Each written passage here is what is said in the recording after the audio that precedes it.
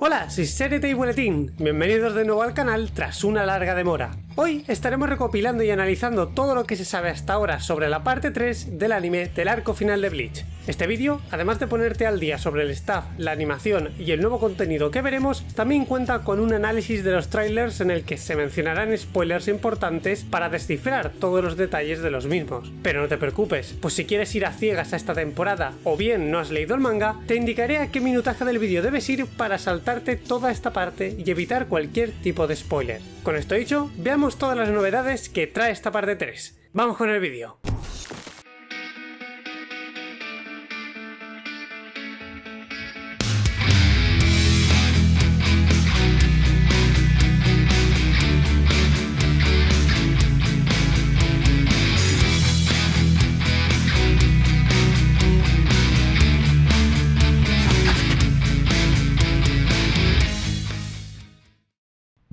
Muy bien, comencemos por la información más general según las cuentas oficiales y el comunicado que realizaron hace poco el director en jefe y el productor del anime. Lo primero a destacar es que se asegura una calidad consistente durante todos los episodios, tal y como se vio en las anteriores partes, y por supuesto, muchísimo contenido nuevo. Ahora bien, la fecha de estreno será en octubre, probablemente el día 5, pues justo en este día el anime original cumple 20 años desde su estreno en octubre de 2004, coincidiendo así con la celebración de los 20 años del anime que se está llevando a cabo. Otro dato importante es el cambio de director de la serie a director en jefe de la misma de Taguchi Tomoisha, compartiendo así su carga de trabajo con Hikaru Murata, el recién nombrado nuevo director de la serie. Un cambio que seguramente sea necesario para gestionar el proyecto de mejor forma, pues a Taguchi parece que le gusta estar en varios proyectos a la vez, tal y como hemos visto con el anime de Windbreaker, donde ha aportado sus servicios como director del opening, el storyboard del mismo y también todo el storyboard del episodio 8.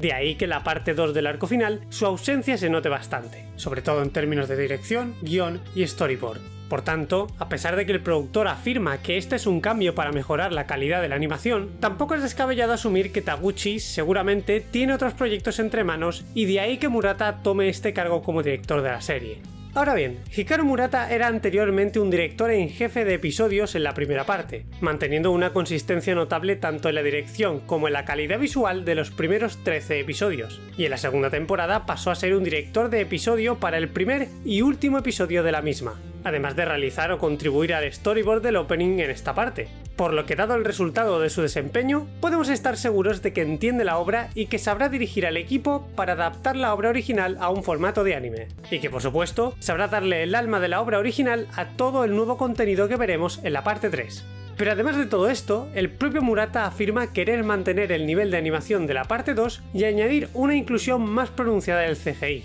Eso sí, tal y como se observa en el tráiler, la influencia del estilo visual de Taguchi se mantendrá acorde al plan inicial, presentando incluso ese cielo negro con paletas de colores violetas que vimos en el primer tráiler de todos. Y como es costumbre, esta parte también tendrá un nuevo color temático, y en este caso se pasará del azul al gris. Un color acertado para una parte centrada y titulada como conflicto, donde ni el escarlata de los Shinigami ni el azul de los Quincy prevalece por encima del otro en este frente abierto. De ahí este gris que equipara a ambos bandos a nivel moral, pues cada uno está acertado y equivocado por partes iguales respecto a las ideas por las que lucharán.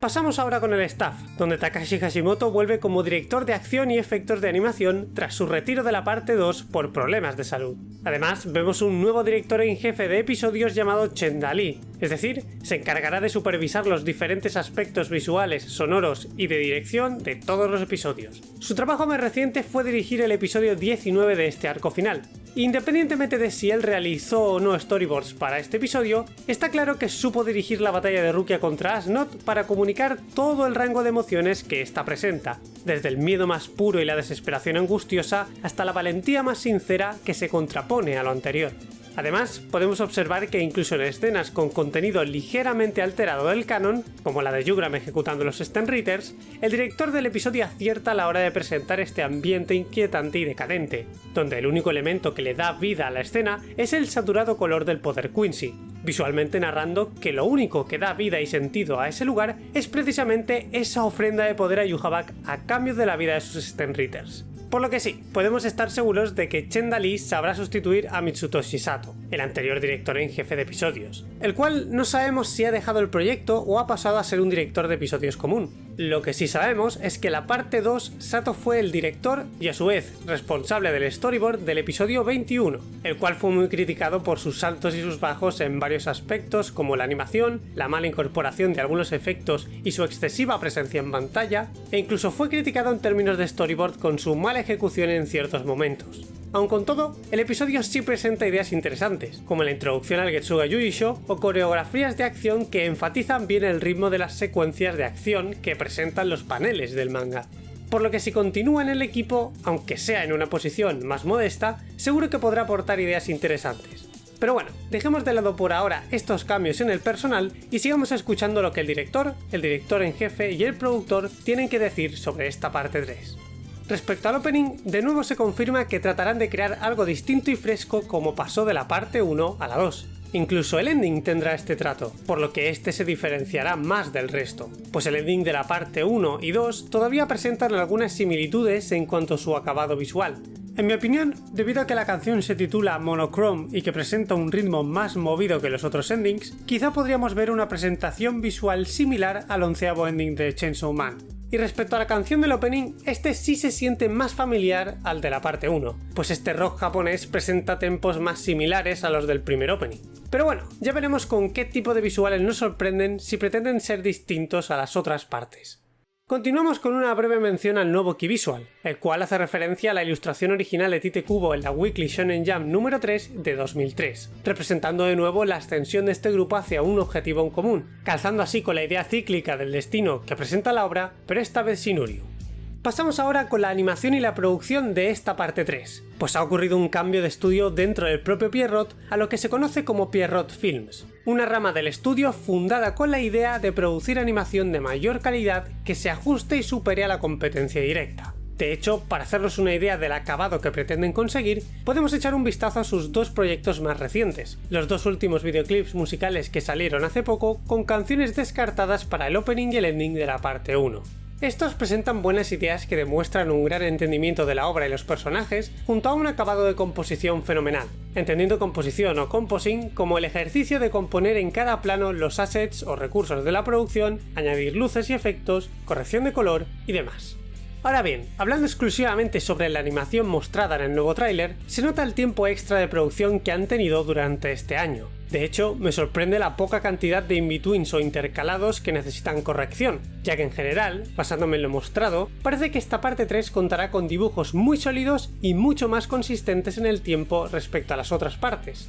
Esto es algo muy positivo en mi opinión, pues este proyecto, desde el primer día, ha tratado siempre de priorizar la consistencia de su presentación por encima de todo lo demás, y ver que en esta parte habrá una mejora en este acercamiento, nos asegura que el arte de Tite Kubo y el carisma de sus diseños serán trasladados adecuadamente al formato de animación una vez más. Otra decisión interesante que podemos observar es el hecho de reciclar planos como este de Yujabak, proponiendo así planos muy similares entre la parte 3 y las partes anteriores. Una decisión que es completamente a propósito para enfatizar de nuevo la cíclica idea del destino basada en el samsara que presenta la obra, la cual permite contrastar dos puntos similares para narrar dos historias diferentes pero con conclusiones distintas, apuntando siempre a la idea de conseguir el poder para cambiar tu destino y no caer en los mismos errores al presentarse las mismas piedras en el camino. En otras palabras, aprender y evolucionar de los errores del pasado para poder avanzar y así determinar tu propio camino. Por último, vemos la inclusión de más CGI en la parte 3, algo que ya se nos avisó en los comentarios del Blu-ray de la parte 2 y que ahora reafirma el nuevo director. Sin embargo, esto no debería de ser un problema, pues hasta ahora se le ha dado un buen uso al CGI, utilizándolo puntualmente en multitudes, en personajes que presentan un diseño complejo o que presentan un aura que los diferencia del resto de habitantes de este mundo ficticio. O incluso hemos visto el uso del CGI para facilitar la ambiciosa idea de ciertos planos secuencia o movimientos de cámara complejos de dibujar en 2D. Pasemos ahora a hablar sobre el nuevo contenido de esta parte 3. Se nos comenta que veremos muchísimo más contenido original del anime que las primeras dos partes, por lo que podemos asumir, según lo visto en la parte 2, que no solo serán escenas completamente nuevas, sino que además también veremos escenas nuevas que complementen las ya existentes en el manga. Y uno de los personajes que tiene más números para recibir este trato es Mayuri, pues gracias a las preguntas y respuestas del club de fans de Kubo, se nos han presentado nuevas posibilidades a explorar para él. Por ejemplo, cómo él descubre todo lo sucedido hace 1000 años con Yhwach y por qué es conocedor de la verdadera historia del rey espiritual y de sus brazos separados, a pesar de no estar presente en vida en ninguno de estos eventos. ¿Y qué tiene que ver todo esto con su pasado como miembro de un grupo de científicos no oficial liderado por Senjomaru? Un grupo muy interesante que se formó mucho antes de que Urahara formalizara el Instituto de Investigación y Desarrollo y que nos podría proporcionar pistas sobre cómo Mayuri acabó preso en el nido de los gusanos, uniéndose así más adelante al 12º Escuadrón junto a Urahara. E incluso quizá, como esta respuesta de Kubo indica, en esta parte se nos llega a revelar el verdadero nombre del Reiyou y por consiguiente más información sobre su pasado. Ahora bien, lo que sí podemos confirmar es que se pondrá un énfasis especial en los Stenritters y los miembros de la Schutzstaffel para ensalzar la puesta en escena de sus poderes, tal y como comenta el productor del anime. Sin embargo, en el comunicado de la parte 2 también dijeron algo similar, y al final recibimos mucho contenido original del anime completamente nuevo que sobrepasa con creces la función de solo expandir las escenas ya existentes, ofreciendo lore y situaciones completamente nuevas, por lo que en esta parte 3 seguro que de igual manera recibiremos este trato, especialmente si tenemos en cuenta que los volúmenes de manga que se adaptarán serán bastante menos que en la parte 1 y 2. De hecho, el propio seiyuu de Uryu comenta en uno de los dos nuevos trailers que Kubo, de nuevo, ha dibujado parte de este contenido original para la parte 3, constando de ideas que él no pudo incluir en el manga, tal como pasó en la parte 2. Por último, me gustaría puntualizar algunas escenas que hemos visto durante los trailers de la parte 3 con el fin de indagar un poco más en el contenido que nos ofrecerá la misma, además de comentar dónde creo que terminará la temporada. Para ello, a partir de este punto, comentaré ciertas cosas que incluirán spoilers importantes tanto del manga como también del posible desarrollo de esta parte 3, por lo que si quieres ir completamente a ciegas, dirígete directamente al final del vídeo en el minutaje que aparece en pantalla. Con esto dicho, vamos al lío. Primero que todo comentaremos dónde creo que terminará la parte 3. Hace nada, Kubo compartió a través de su club de fans que se acaba de llevar a cabo la grabación de voces para la pelea entre Yoruichi contra Askin, lo cual implica que la parte 3 adaptará desde el último cuarto del volumen 67 hasta el volumen 73, aunque depende de cómo decidan terminar la temporada, apenas se adaptarán unas pocas páginas de este último, pues si deciden terminar con el cliffhanger de la transformación de Yoruichi, nos quedaríamos al final del volumen 72, pero si la temporada termina tras la derrota de Yoruichi, entonces seguramente nos adentraremos en el 73 para dejar como cliffhanger la ventaja de Askin contra Urahara gracias a su World Standing junto a la llegada de Kenpachi en la batalla campal de Gerald contra los Shinigami. En cualquier caso, esto nos plantea un panorama muy prometedor para la última parte, la cual, a diferencia de las anteriores donde se han adaptado un promedio de 6 volúmenes por temporada, esta solo contará con 2 volúmenes restantes, indicando que la cantidad de contenido añadido será inmensa si pretenden producir 13 episodios para esta parte, dando lugar a que esta vez Kubo pueda desarrollar mucho más los eventos que nos llevan hacia el final de la obra, resolviendo así la acelerada sucesión de unos eventos con una exposición mínima necesaria para resolver la trama. Pero por ahora, por muy prometedor que sea el futuro, centrémonos en la parte 3 y todas las cosas interesantes que podemos observar en sus trailers hasta ahora. Lo primero que me llama la atención es la alta probabilidad de que Uryu use su World Standing por primera vez en esta parte 3, ya sea enfrentando a Shutara o en una nueva pelea tras establecer el Barbel en el Palacio Real. Esto lo digo pues en los primeros teasers encontramos ciertas imágenes que así lo sugieren, como esta A invertida en referencia al poder de la antítesis, seguida de estas formas muy similares a las que Uryu manifiesta cuando utiliza el Let's Steel. Y teniendo en cuenta que el Ball Standing es la evolución de dicha técnica, está claro que nos enseñarán el Ball Standing de Uryu en esta parte 3. Además, conjuntamente con esto, vemos lo que podría ser a Uryu anulando las habilidades del Bankai de Senjomaru con su antítesis, pues se le ve escapando de las telas que Senjomaru crea específicamente para él al activar su poder de la antítesis de la misma forma que lo activa al final de la parte 2 para permitir a Yhwach salir de la jaula de la vida, e incluso se le puede ver fuera del alcance de todos los espacios creados por las telas que retienen a sus aliados. Por lo que igual que pasó con Yhwach, Uryu podría haber activado de antemano su antítesis antes de que Shutara libere su Bankai y así invertir lo ocurrido desde que lo activa hasta que queda encerrado en las madejas de Senjomaru,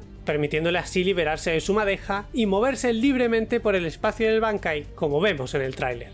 Y si esto resulta ser cierto, el anime estaría dando respuesta a una de las promesas que Yhwach nos hace sobre Uryu en el manga y que nunca se llega a cumplir, siendo esta que Uryu mostraría su valía como sucesor directo de Yhwach en las batallas venideras, realizando la hazaña de vencer a Senjomaru con su poder y así liberar a toda la Shustoffen, los cuales parece que le cederán el paso a Yhwach para que éste ascienda a la Cámara del Reiyou, algo que en el manga no sucede y que podría indicarnos que en el anime sí veremos ese ascenso de Yhwach a través del Palacio del Reiyou hasta la cámara donde se encuentra su padre, un trayecto que tiene el potencial de enseñarnos tanto el interior de dicho palacio, el proceder de sus guardias e incluso más escenas del pasado del Reiyou conforme Yhwach se acerca a este y entra en contacto directo con él. Algo posible gracias al poder de compartir el alma que tanto hemos debatido en los análisis de los episodios de la parte 2, el cual permite presentar una escena similar a como Ichigo, a raíz de tener la capacidad de compartir el alma, ve visiones del Reiyou al entrar en contacto directo con lo que parece ser el poder o esencia del poder del mismísimo Reiyou.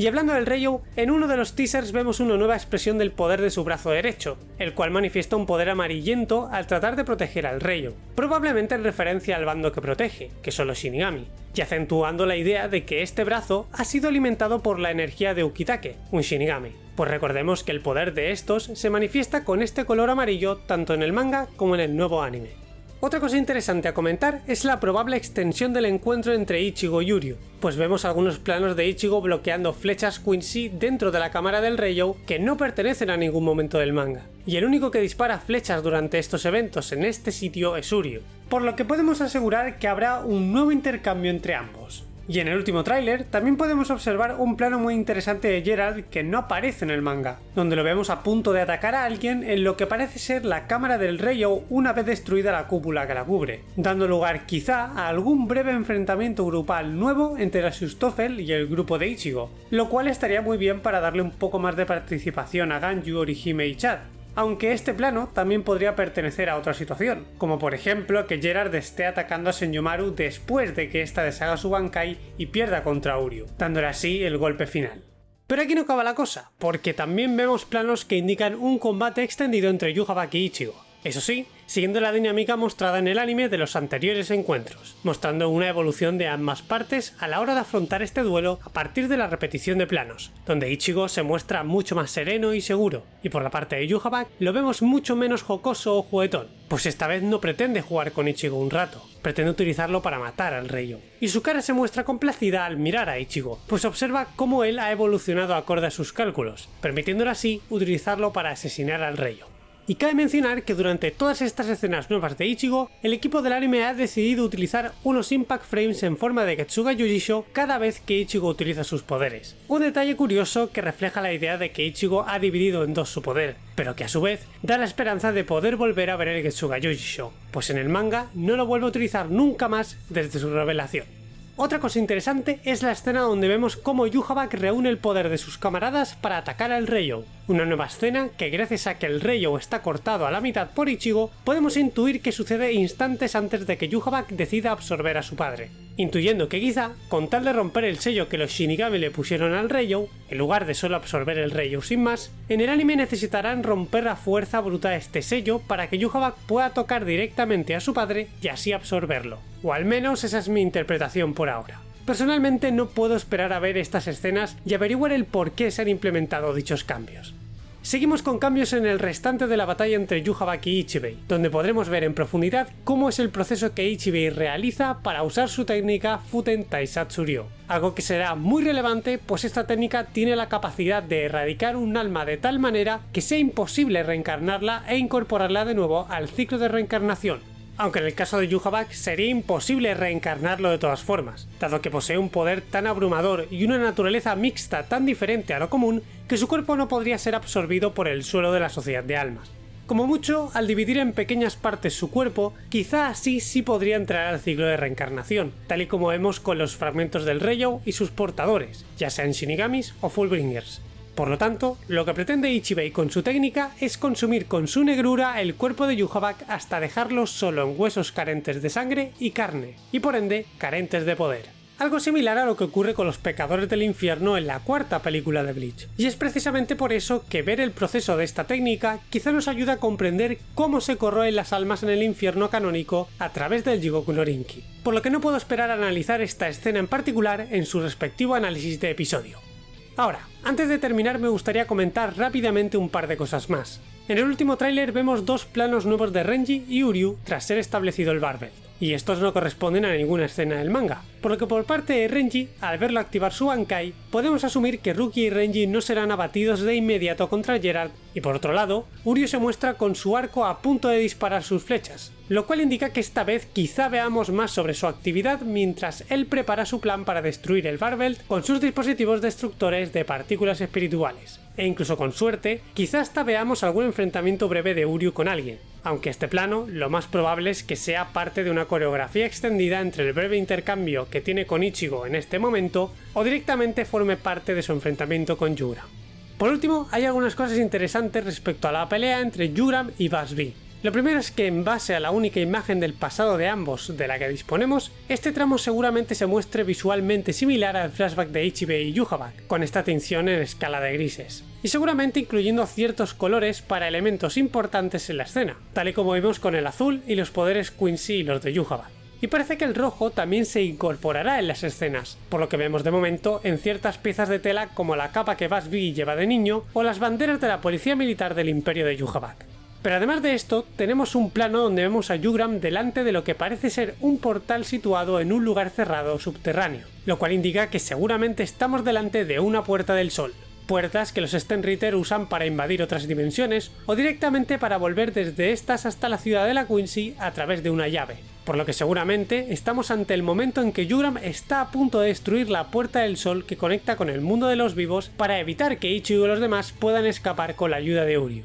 Por lo que con suerte, tal y como pasó con la escena del sacrificio de Kang Du y BG9, seguramente veamos más localizaciones nunca antes vistas del Vanderrake junto a la nueva orografía establecida para formar el Barbelt o Castillo del Nuevo Mundo. Pues hasta aquí toda la información que sabemos sobre la parte 3 del anime del arco final de Bleach, una temporada que nos dará muchísimo contenido nuevo y que promete una mejora en la calidad visual de la misma respecto a la parte 2. Por mi parte, recordaros que en cuanto empiecen los episodios de la parte 3 tendréis un análisis específico para cada episodio. Y por otro lado, los vídeos principales del canal que anuncié en esta publicación todavía tardarán en salir debido al poco tiempo del que dispongo para producirlos, pero poco a poco llegarán al canal. Con esto dicho, solo decirte que si te ha gustado este contenido dale a like, suscríbete y activa la campanita para que YouTube te avise cada vez que suba nuevo contenido sobre Bleach. Te recuerdo que puedes seguirme en Twitter, en Instagram o ir a la pestaña de la comunidad del canal para estar informado del progreso de todos mis vídeos y nos vemos pronto con más vídeos sobre Bleach. ¡Chao!